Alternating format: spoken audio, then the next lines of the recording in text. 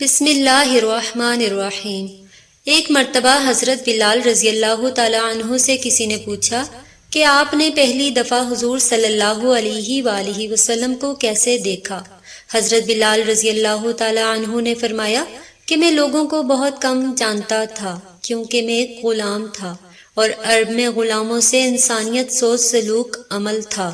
ان کی استطاعت سے بڑھ کر ان سے کام لیا جاتا تھا، تو مجھے کبھی اتنا وقت بھی نہ ملتا تھا کہ میں باہر نکل کر لوگوں سے ملوں، لہٰذا مجھے حضور پاک صلی اللہ علیہ وآلہ وسلم کی اس چیز کا قطع علم نہ تھا۔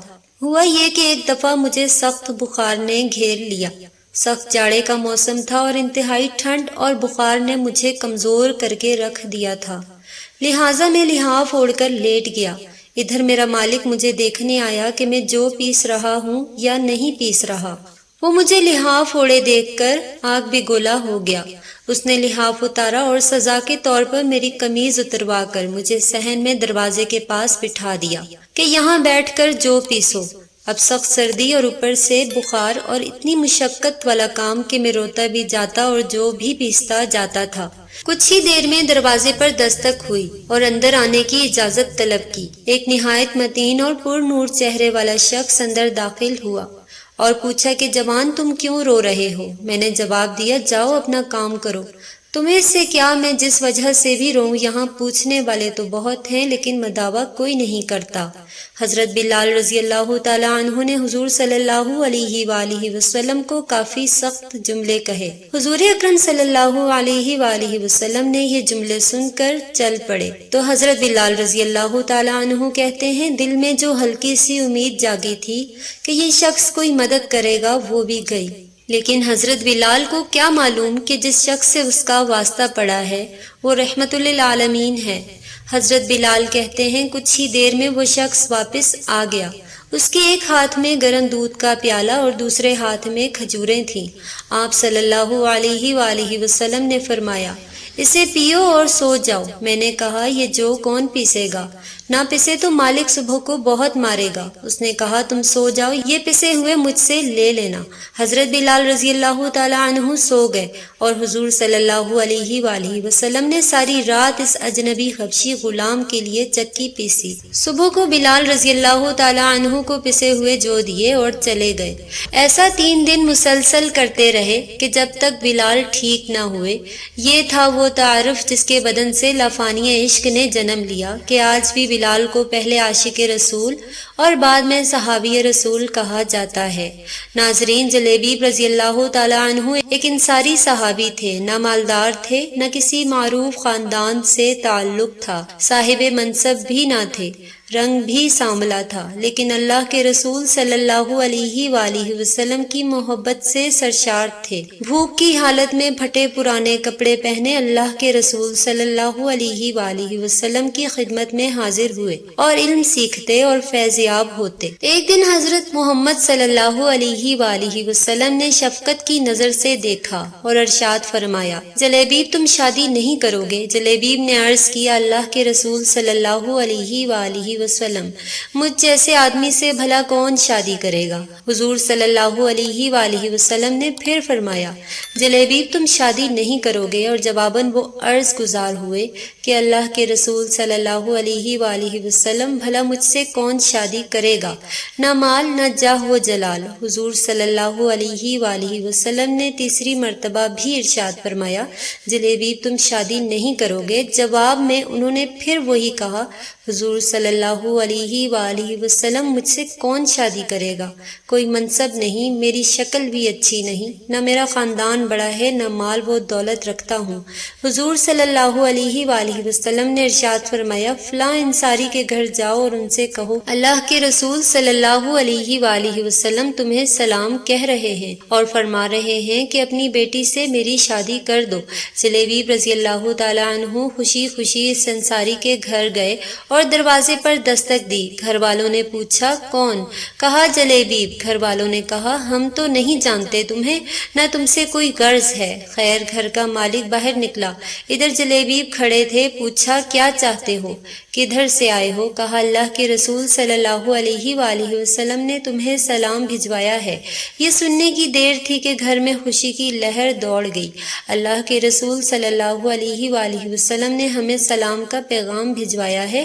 ارے یہ تو بہت ہی خوش بختی کا مقام ہے کہ ہمیں حضور صلی اللہ علیہ وآلہ وسلم نے سلام کہلا بھیجا ہے۔ جلیبیب کہنے لگے آگے بھی تو سنو، اللہ کے رسول صلی اللہ علیہ وآلہ وسلم نے تمہیں حکم دیا ہے کہ اپنی بیٹی کی شادی مجھ سے کر دو۔ صاحب خانہ نے کہا ذرا انتظار کرو، میں لڑکی کی ماں سے مشورہ کر لوں۔ اندر جا کر لڑکی کی ماں کو پیغام پہنچایا اور مشورہ پوچھا۔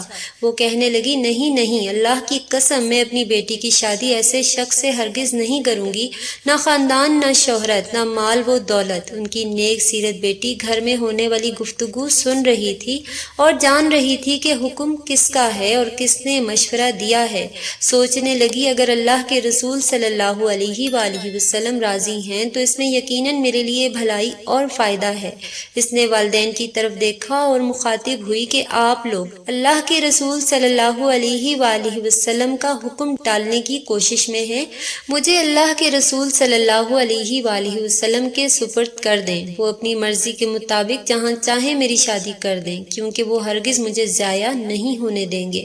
لڑکی کا والد حضور صلی اللہ علیہ وآلہ وسلم کی خدمت میں حاضر ہوا اور عرض کیا یا رسول اللہ صلی اللہ علیہ وآلہ وسلم، آپ کا حکم سر آنکھوں پر، آپ کا مشورہ، آپ کا حکم قبول، میں شادی کے لیے راضی ہوں۔ جب رسول اللہ صلی اللہ علیہ وآلہ وسلم کو اس لڑکی کے پاکیزہ جواب کی خبر ہوئی تو آپ صلی اللہ علیہ وآلہ وسلم نے اس کے حق میں یہ دعا فرمائی، اے اللہ اس بچی پر خیر اور بھلائی کے دروازے کھول دے اور اس کی زندگی کو مشقت و پریشانی سے دور رکھ۔ پھر حضرت جلیبیب رضی اللہ تعالی عنہ کے ساتھ اس کی شادی ہو گئی۔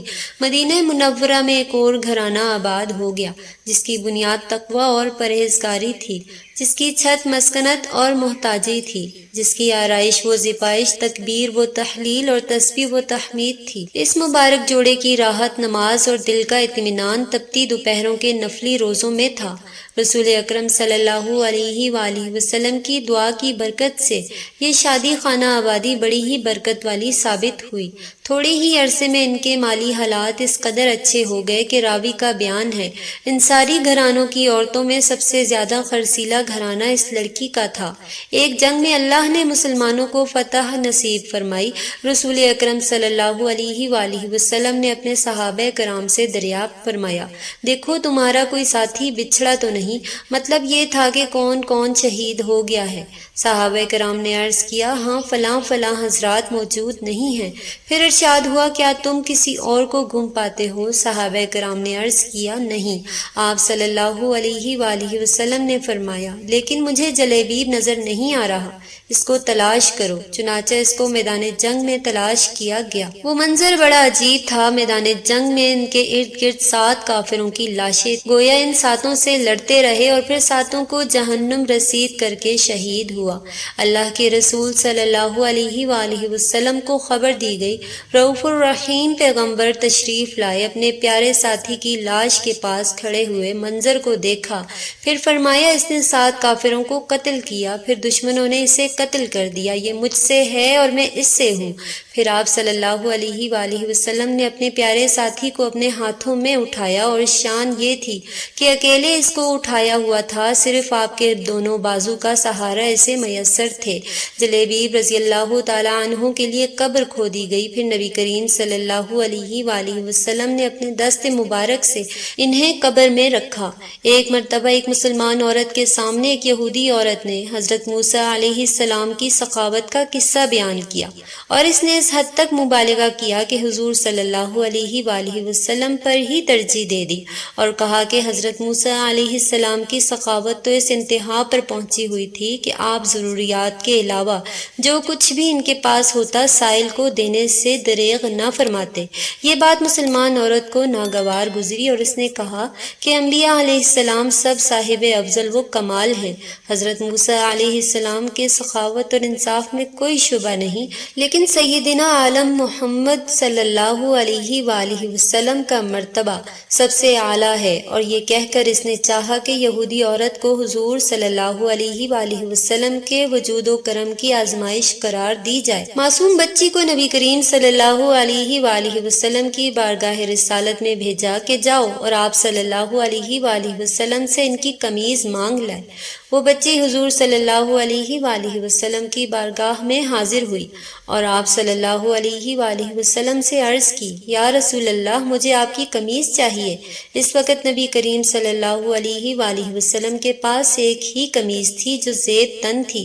حضور صلی اللہ علیہ وآلہ وسلم نے وہی قمیض اتار کر اس بچی کو عطا فرما دی۔ بچی آپ کی قمیض مبارک لے کر جب اس یہودی عورت کے سامنے آئی تو وہ دھنگ رہ گئی اور بول اٹھی، واقعی حضور صلی اللہ علیہ وآلہ وسلم کا مرتبہ سخاوت کہیں بلند ہے۔ حضرت ابن عباس رضی اللہ تعالی عنہ سے روایت ہے، وہ بیان کرتے ہیں کہ ایک روز جناب جبرائیل علیہ السلام نبی کریم صلی اللہ علیہ وآلہ وسلم کے پاس بیٹھے ہوئے تھے۔ انہیں اوپر سے دروازہ کھلنے کی زوردار آواز سنائی دی۔ اپنا سر اٹھایا اور نبی کریم صلی اللہ علیہ وآلہ وسلم کو بتایا کہ یہ آسمانوں کے دروازوں میں سے ایک دروازہ ہے جو آج سے پہلے کبھی نہیں کھلا۔ اس سے ایک فرشتہ نازل ہوا ہے جو آج سے پہلے کبھی زمین پر نازل نہیں ہوا۔ اس نے آپ صلی اللہ علیہ وآلہ وسلم کی خدمت میں سلام عرض کیا اور کہا، آپ صلی اللہ علیہ وآلہ وسلم کو 2 نور مبارک ہوں۔ آپ صلی اللہ علیہ وآلہ وسلم سے پہلے یہ نور کسی نبی کو عطا نہیں کیے گئے، اور وہ 2 نور یہ ہیں سورہ فاتحہ اور سورہ بقرہ کی آخری 2 آیات۔ مزید فرمایا کہ جو شخص یہ 2 آیات پڑھے گا اسے اس کی مانگی ہوئی چیز ضرور دی جائے گی۔ دعا ہے اللہ تبارک و تعالی ہمیں نیک عمل کرنے کی توفیق عطا فرمائے اور ہمارا خاتمہ ایمان پر فرمائے، آمین ثم آمین۔ ناظرین، کمنٹ باکس میں ایک بار صلی اللہ علیہ وآلہ وسلم ضرور ٹائپ کیجیے۔ شکریہ۔